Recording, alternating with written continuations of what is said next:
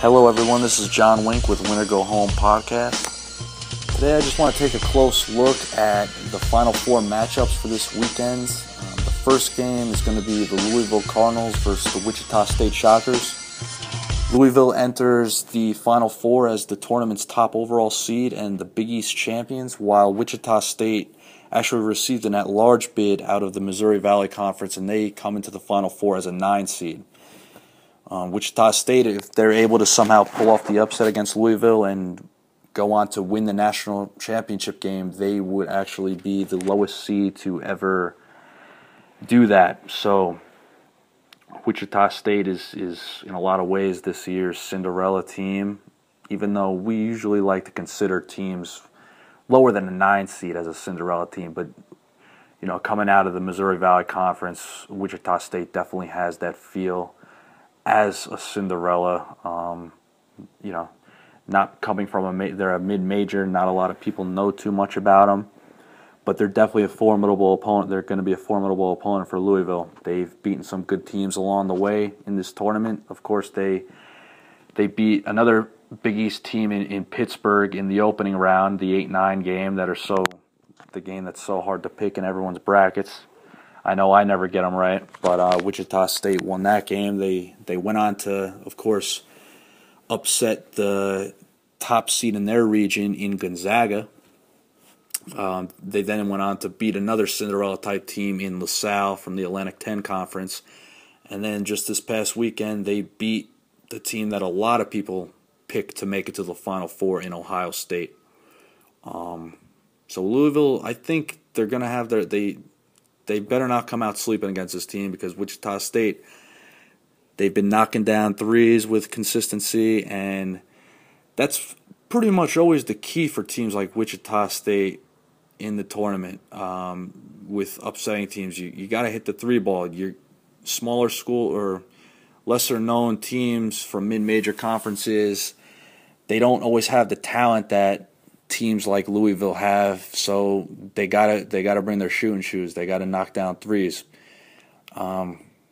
One key to this game that I'm looking forward to seeing how it plays out is how Wichita State handles Louisville's full court pressure. Louisville is one of the best teams in the country in forcing turnovers. They force nearly 19 turnovers a game. And if you watch their Elite Eight game against Duke, you would notice that Duke pretty much came apart at the seams when Louisville amped up their pressure in the second half. Duke is a veteran-laden team. They're the best coached team in the country, and they had no answer for Louisville when they had the ball, when Duke had the ball. Louisville is at their best when they're forcing turnovers. They're running up and down the court with Peyton Siva and Russell Smith, the potent guard tandem that they got over there. And when they're running and just, putting in easy layups off those turnovers and scoring in spurts, that's when they run away with games. So if Wichita State can't handle that type of pressure, we might be looking at a game that's over by halftime, unfortunately, for Wichita State. If they can handle the big stage and if they can break that pressure and hit the threes, like I keep saying, they got a puncher's chance, I'd say.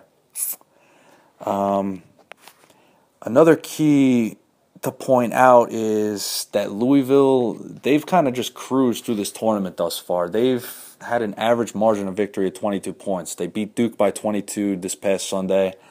They really haven't been challenged. They had 2 easy games, as most 1 seeds do. Then they beat the Pac-10 champs in Oregon, and then of course they beat Duke. Along with their guards in Siva and Russell Smith, they got 2 big-time forwards down low, big-time post players in Shane Bohannon and Gorgie Jang. Those are guys who are tough around the basket. They're physical, and they got good mid-range jump shots.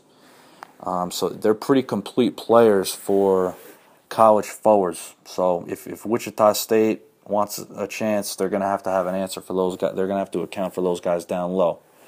Can they match those guys' physicality? We'll see.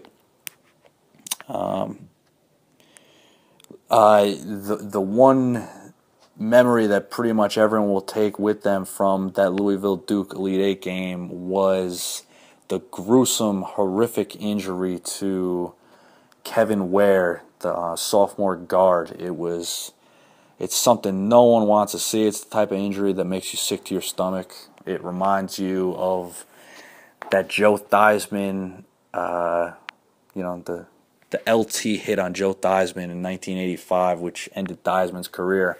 Fortunately enough for Ware, in today's day and age, there's medical advances and technology, so just got to wish Ware a speedy recovery.